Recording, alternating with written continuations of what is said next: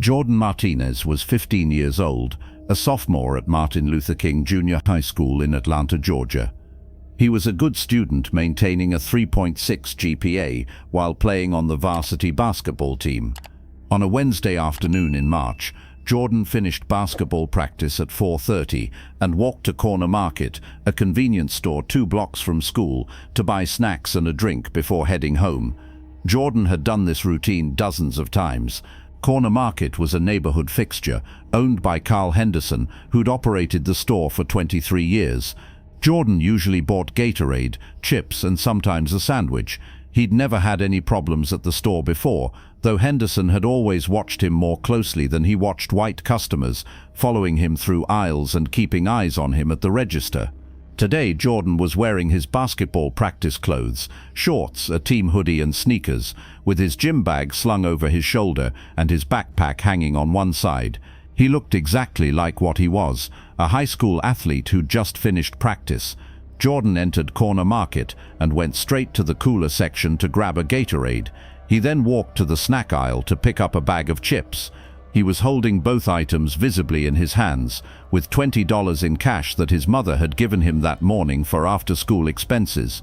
As Jordan browsed the chip selection, he felt someone behind him. He turned to see Carl Henderson standing close, staring at him with obvious suspicion. "Can I help you find something?" Henderson's tone wasn't helpful. It was accusatory. "No, sir. I'm just getting chips and then I'll check out. I need to see what's in your backpack and gym bag." Jordan was confused. "What? Why? I've seen kids come in here and steal. I want to make sure you're not hiding merchandise. I'm not stealing anything. I have money to pay. I always pay when I come here." Henderson's expression hardened. "Open your bags or I'm calling the police." Jordan felt humiliation and fear rising. Other customers in the store had stopped to watch the confrontation. He was being accused of theft in front of neighbors and community members, treated like a criminal for the act of shopping while black. "Sir, I haven't stolen anything. These items are in my hands. I was about to go pay for them. You were about to steal them. I've been watching you on camera. I saw you put something in your pocket." Jordan looked down at his basketball shorts, which had small pockets barely large enough for his phone and wallet. He pulled both pockets inside out, showing they were empty except for his phone. "I don't have anything in my pockets. I'm holding what I'm buying. Can I please just pay and leave?" Henderson moved closer, invading Jordan's personal space in an intimidating way. "You think you can steal from my store and just walk out? I've dealt with punks like you before. You're not leaving until I check your bags and call the police." Jordan's voice shook. "I'm not a punk and I'm not a thief.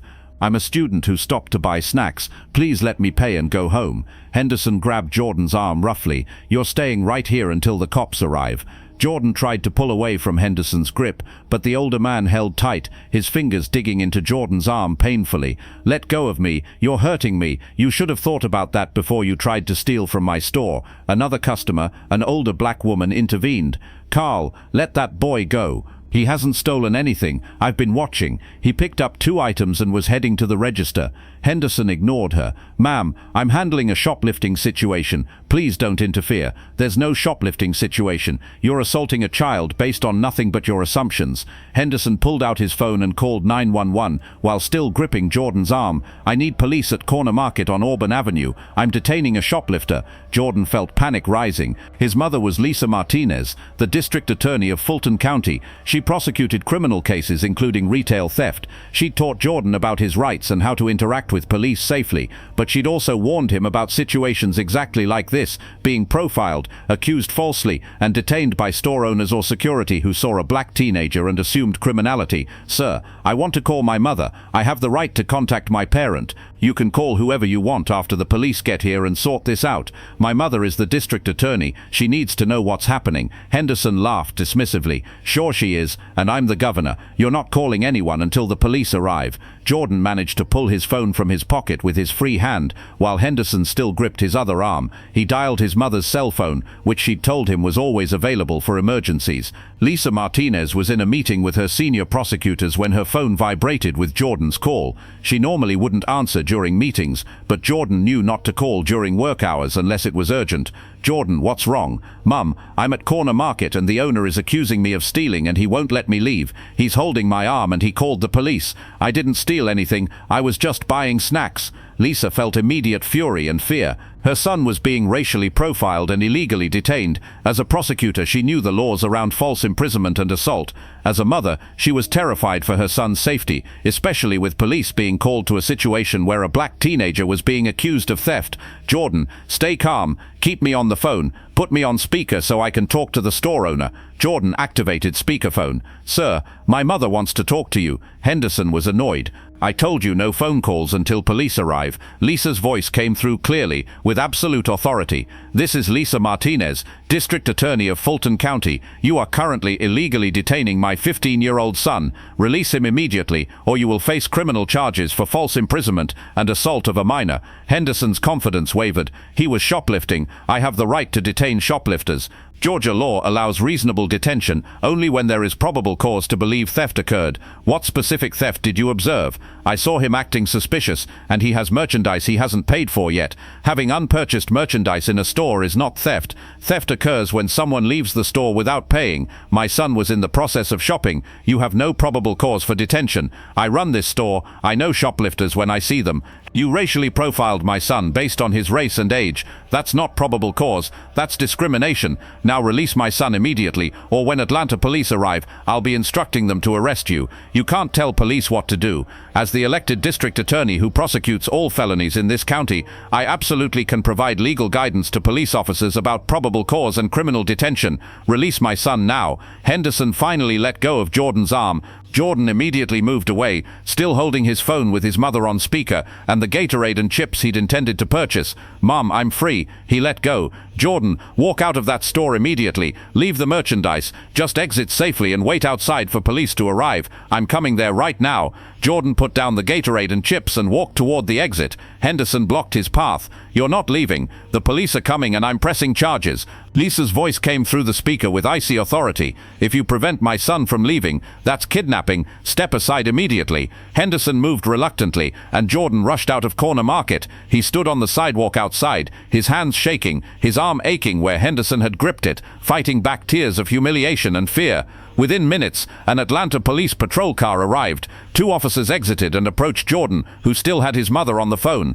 "Son, we got a call about a shoplifting incident. What's your name?" "Jordan Martinez. My mother is the district attorney. She's on the phone and she's on her way here." One officer's expression changed when he heard district attorney. "Your mother is Lisa Martinez?" "Yes, sir. She wants to talk to you." Jordan handed his phone to the officer. The officer listened for several minutes, his expression shifting from neutral to concerned. He handed the phone back to Jordan. "Jordan, your mother explained the situation. We're going to talk to Mr. Henderson. You stay right here and don't worry. You're not in any trouble." The officers entered Corner Market, and Jordan could see them talking with Henderson through the window. The conversation appeared heated. Henderson was gesturing emphatically while the officers remained calm and professional. Within 10 minutes, Lisa Martinez arrived in her official vehicle with the district attorney plates. She rushed to Jordan and hugged him, examining his arm where bruises were already forming from Henderson's grip.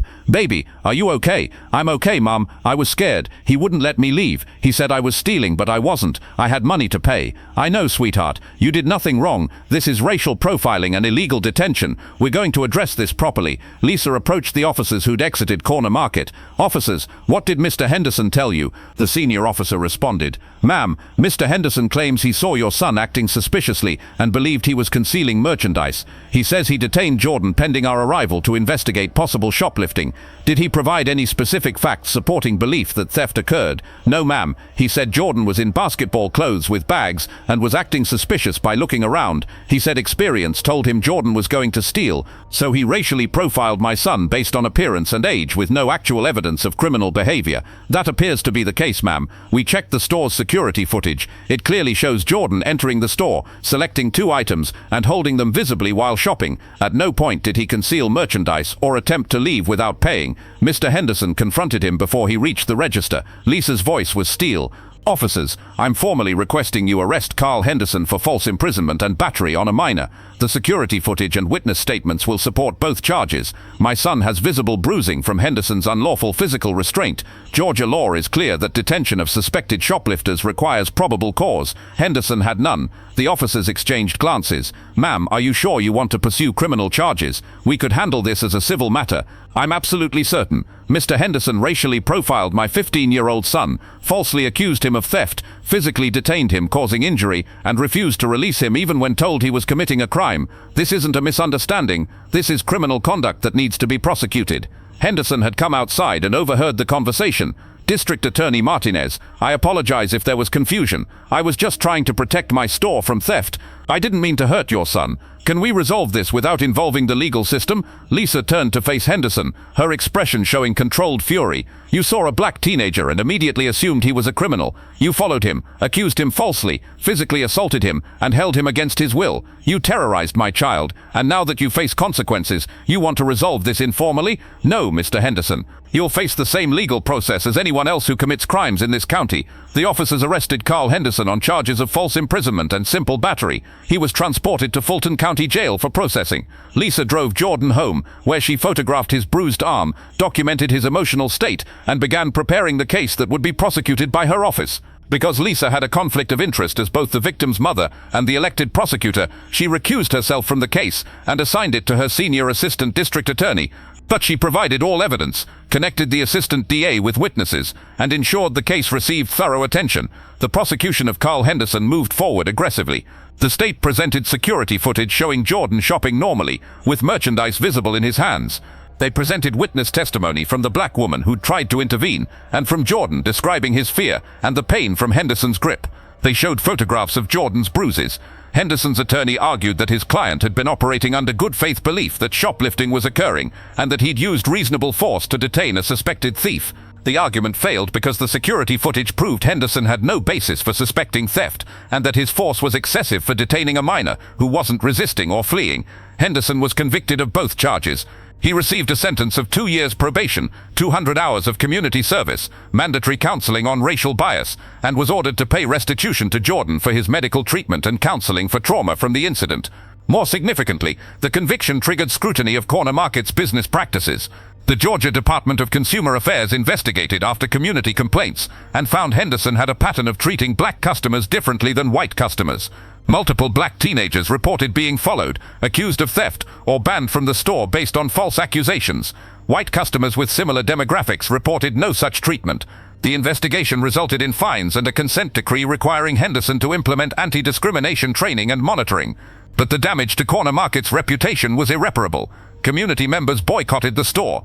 Local media covered Henderson's conviction and the discrimination findings extensively. Within 6 months, Corner Market's revenue had declined by 78%. Henderson couldn't sustain the business and closed the store permanently.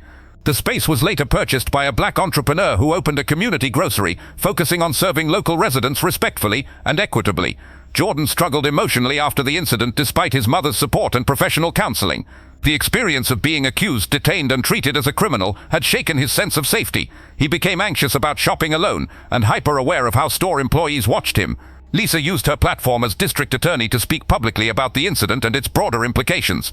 In a press conference, she addressed both the specific case and the pattern it represented. My son is a good kid. He's an honor student and athlete who stopped at a neighborhood store to buy snacks after practice. He had money to pay. He was doing nothing wrong, but the store owner saw a black teenager and immediately assumed criminality. He accused my son falsely, assaulted him, and held him against his will. That's illegal, it's immoral, and it's unacceptable. Lisa continued, I'm the district attorney. I have resources, knowledge, and authority that allowed me to protect my son and hold his attacker accountable. But what about the hundreds of other black teenagers in this county who experience similar treatment and don't have those resources? What about the kids who get accused, detained, arrested, and charged with crimes they didn't commit because store owners profile them and police believe the owners rather than the kids? Carl Henderson's conviction sends a message that racial profiling by business owners will result in criminal consequences.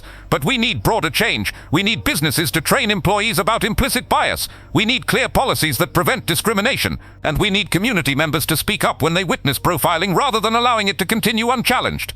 The case sparked community discussions about retail racial profiling. Several major retailers in Atlanta implemented new training programs and revised detention policies. Local civil rights organizations used Jordan's case as an example in advocacy for stronger anti-discrimination protections.